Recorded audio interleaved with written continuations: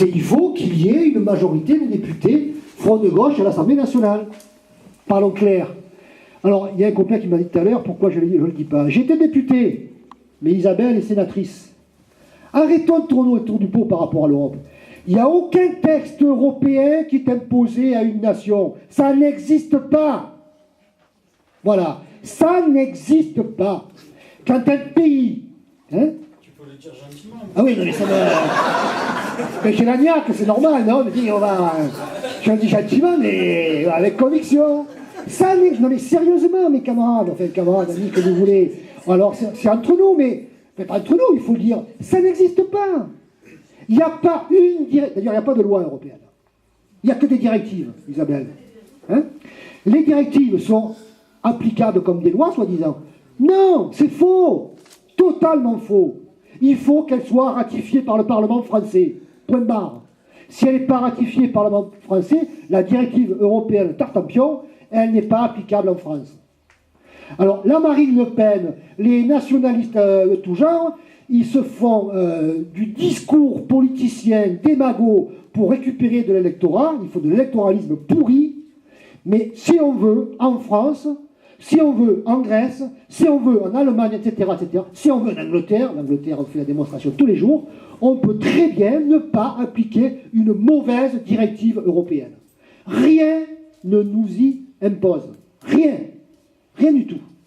La preuve,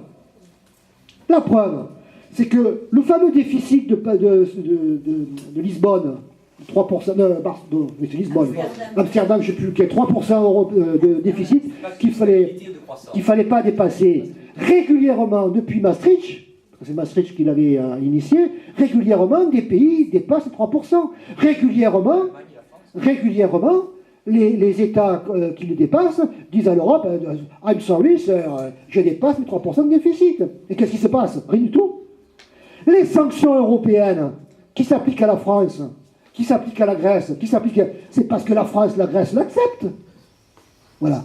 Un petit lien, le mouvement social, le mouvement des luttes, les rassemblements, entre 60 ans, etc., c'est essentiel. Et le pouvoir, c'est aussi essentiel. Un autre exemple, le peuple français a voté à 55% contre la constitution libérale de l'Europe qui voulait nous imposer, et qui nous ont imposé comment? Tout simplement parce que le pouvoir français a décidé de le faire. C'est tout. Parce qu'il y avait suffisamment de députés et à l'époque de sénateurs de droite pour voter la constitution européenne libérale qui nous ont imposé. Voilà.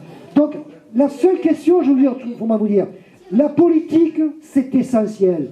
Moi, je plaide pour que chacun mesure que le vote qu'on va réaliser le 10 juin est essentiel pour l'avenir du pays. Parlons plus clair, la gauche sera majoritaire. La gauche sera majoritaire. Voilà. N'écoutons pas les trucs, le Front National, machin. Oui, c'est danger, Front National. On va faire les accords avec le PS si on peut pour avoir le moins de députés Front National, d'accord. Mais la gauche sera majoritaire. Le PS risque d'avoir une large majorité à l'Assemblée nationale. Franchement, ça nous servira à quoi? À rien. Pas à rien, j'exagère. Encore que. Mais ça ne servira pas à grand-chose s'il n'y a pas beaucoup de députés Front de gauche. Je prends ma circonscription, enfin la mienne, la nôtre, la 5e, pas la 4e, parce qu'ils sont députés, eux. Ils vont gagner.